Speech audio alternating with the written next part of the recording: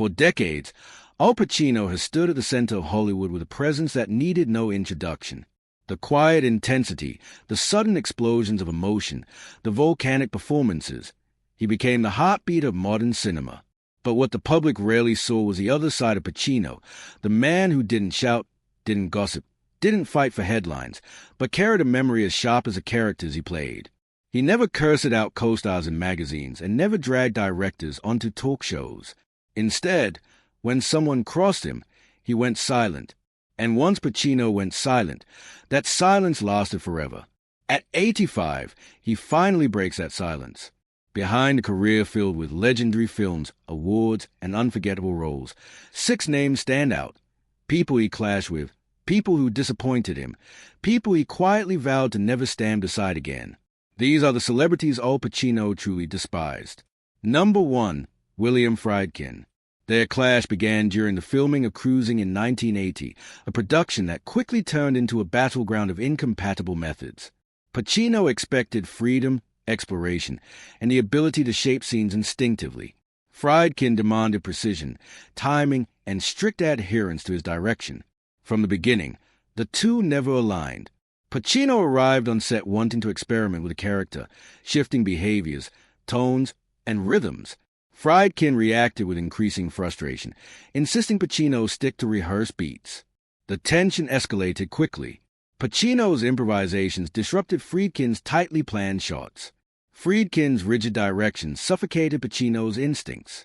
According to crew members, the atmosphere became thick with unspoken hostility, with both men refusing to adjust for the other. What made the conflict permanent was Friedkin's later public criticism, calling Pacino unprepared and claiming he treated the set like a playground.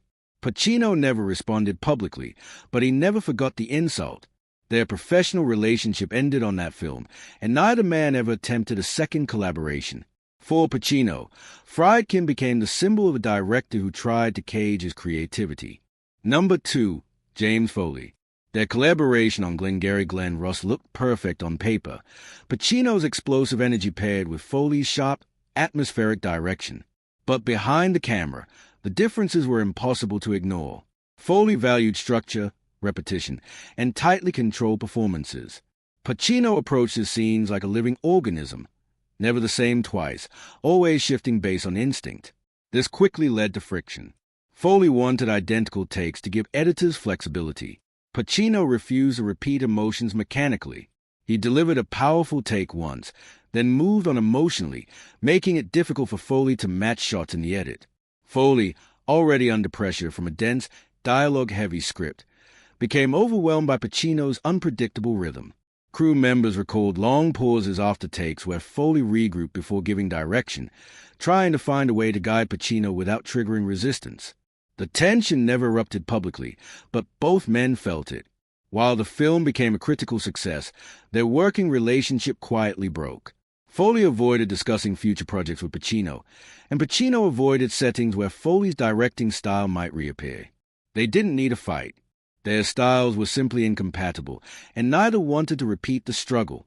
Number 3, Marlon Brando. For Pacino, this name carries a complicated mix of admiration and resentment. Brando was the actor who changed the landscape of performance, the man Pacino studied obsessively while dreaming of becoming an actor. When they worked together on The Godfather, Pacino entered the film with deep respect. But what he witnessed behind the scenes created a silent conflict. Brando arrived with a casual attitude, often late, often improvising or refusing to follow studio expectations. Pacino, still new and unknown, received none of the leniency Brando easily commanded. When award season arrived, the wound deepened. Brando won Best Actor while Pacino, who carried the bulk of the film as Michael Corleone, was pushed into the supporting actor category. Pacino boycotted the Oscars in response, feeling the system favored Brando's legacy over the actual work done on screen. While Pacino never openly attacked Brando, the cold distance between them said everything. They never worked together again, never formed a friendship, and never built the legendary partnership Hollywood expected. For Pacino, Brando represented a double standard he could never forgive. Number 4, Robert De Niro.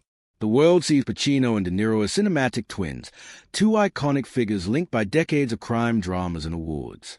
But privately, their dynamic has always been distant, formal, and emotionally cold. When they worked on Heat, they barely interacted off-camera. Pacino delivered his scenes through instinct and bursts of emotion. De Niro approached his with careful calculation. Even during the famous diner scene, widely praised as one of the greatest dialogues in film history, the two actors maintained a strict professional distance. On The Irishman, this distance remained. Pacino once admitted in an interview that they weren't friends, they simply worked together when the script required it. That honesty shocked fans but revealed the truth. Pacino despised the expectation that they were some inseparable duo. He disliked the public narrative that they were brothers of cinema when in reality their processes and energies barely aligned. They respected each other professionally, but as people, they lived on opposite ends of emotional worlds. Pacino refused the illusion. Number 5. Michelle Pfeiffer. Pacino's clash with Pfeiffer began before Scarface even started shooting. During the casting process, Pacino strongly opposed a selection for the role of Elvira Hancock. He felt she lacked the hardened edge required to portray a woman trapped in the drug-soaked world the film depicted. In his eyes, she was too soft, too polished, too inexperienced to carry the emotional exhaustion and coldness the character demanded. When Pfeiffer auditioned, Pacino kept his distance and gave off a cold, dismissive energy that she later admitted she could feel in the room. The producers and director Brian De Palma, however, believed in her potential. Against Pacino's wishes, she was cast. Once filming began, the friction became more visible. Pacino, known for disappearing into characters, kept himself isolated and fully absorbed in Tony Montana's world. Pfeiffer, new to such an intense environment, struggled to break through Pacino's emotional wall. Their scenes together carried an undeniable sharpness, but behind the camera, there was no warmth, no rapport, no collaboration.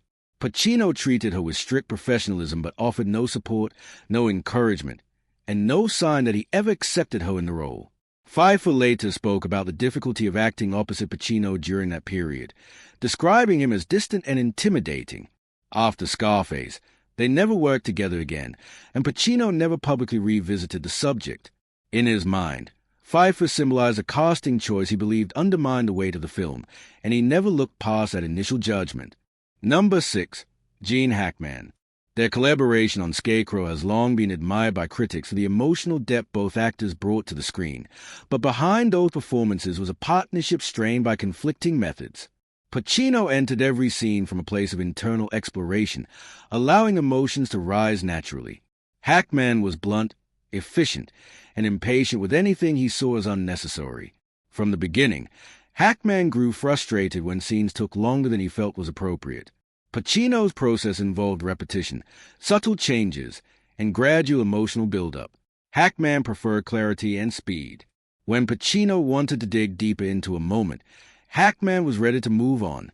When Pacino improvised internally, Hackman viewed it as delay. Their personalities clashed instantly.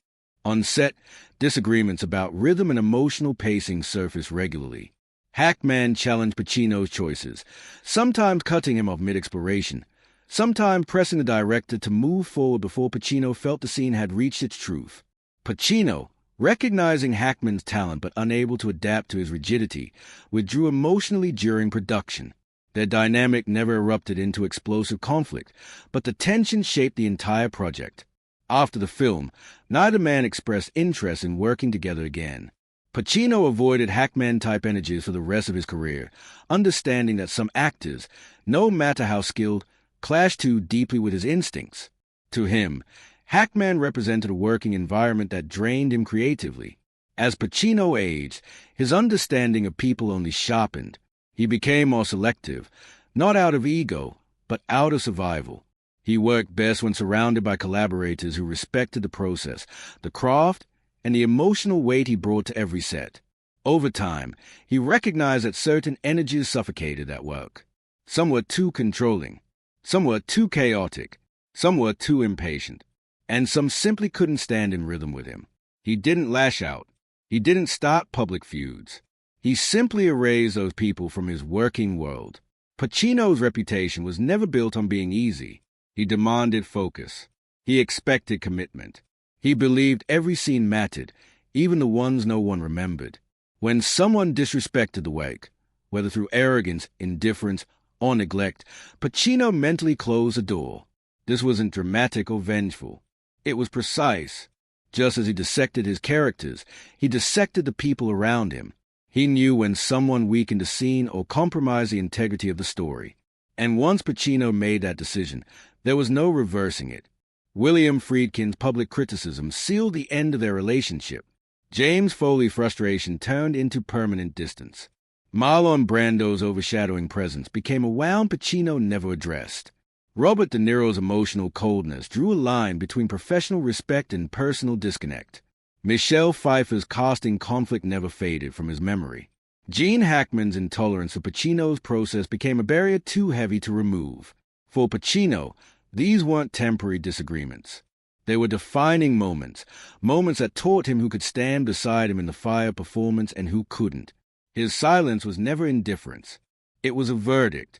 As Pacino's career reached its later decades, the value he placed on harmony, respect, and artistic truth only intensified. He no longer tolerated the energies he once tried to endure. He stopped bending for directors who treated him like a tool instead of a collaborator.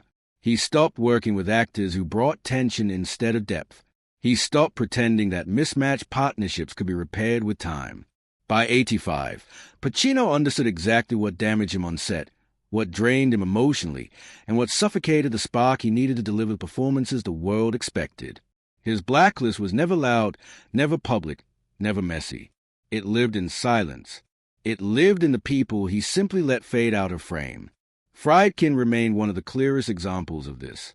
Pacino never forgot how the director framed him publicly as unfocused and unprepared. To Pacino, those words weren't criticism. They were an attack on the very foundation of his identity as an actor. He despised the disrespect behind them. With Foley, the issue was different. Foley didn't attack him, but the creative friction was so uncomfortable that Pacino quietly stepped away from anything that resembled Foley's controlling approach. That unspoken decision shaped how he selected directors for the next 2 decades. With Brando, the resentment came from something deeply personal. Brando was a model, the legend, the man Pacino built his own craft around. Seeing him treated like royalty while Pacino fought for recognition wounded him in ways he never talked about. The quiet bitterness remained, never resolved and never spoken aloud. His dynamic with De Niro added a different layer. Pacino didn't despise De Niro as a person, but he despised the false narrative, the myth that they were inseparable icons, perfectly paired collaborators, lifelong emotional partners. The reality was colder. Pacino never felt true connection with De Niro. Their methods clashed, their energies drifted, and their emotional wavelengths never aligned. The industry wanted them to be brothers, but Pacino never played along with the illusion. That persistent myth irritated him for decades, and he avoided playing into it whenever he could. With Pfeiffer, the tension remained rooted in the beginning. Pacino didn't hate her talent. He hated the casting decision that forced him into a dynamic he didn't believe served the film. Even when the movie became iconic, the feeling never changed. He kept her at a distance, both on and off camera, and the cold first impression lasted forever. Hackman left yet another imprint. Pacino respected Hackman's authority and power as an actor, but he despised the impatience and emotional pushback that clashed with his own internal process. Their personalities were simply too different to coexist, and Pacino made sure never to repeat the experiment. These 6 people shaped Pacino's understanding of who did and didn't belong in his creative world. They represented different kinds of conflict, creative, emotional, personal, structural, but all led Pacino to the same conclusion. Not everyone is meant to share frame. He didn't need apologies. He didn't need explanations. He didn't need reconciliation. His silence spoke for him. Hollywood might have expected public drama, fiery interviews, or explosive feuds, but Pacino rejected all of that. He believed that the most powerful punishment was absence. The absence of approval. The absence of collaboration. The absence of second chances. By 85, his perspective hardened into something final. Every actor, every director, every professional relationship that left him disappointed became part of a story he never revisited. He carried the lessons, not the people. He moved forward with those who respected the craft the way he did and quietly closed the door on the ones who didn't. These decisions didn't make headlines, but they shaped his entire career. Pacino never saw his blacklist as revenge. It was protection. Protection of the work. Protection of his process. Protection of the emotional honesty he brought to every role since the beginning. 6 names. 6 fractures that never fully healed. And one truth. Al Pacino never forgot the people who broke his rhythm, challenged his integrity, or disrupted the fragile world he built around his performances. He didn't scream. He didn't fight. He didn't create public scandals. He simply disappeared from their orbit. Hollywood often talks about grudges in terms of shouting matches and insults, but from Pacino, the grudge came in the form of silence. A silence that outlasted careers, decades, and publicity cycles. What do you think? Was Pacino protecting the craft that defined him? Or was he too unforgiving toward directors and co-stars who didn't meet his standards? Tell us in the comments below. And if you want more untold stories from Hollywood's darkest corners, hit like, subscribe, and tap the bell so you never miss what's coming next.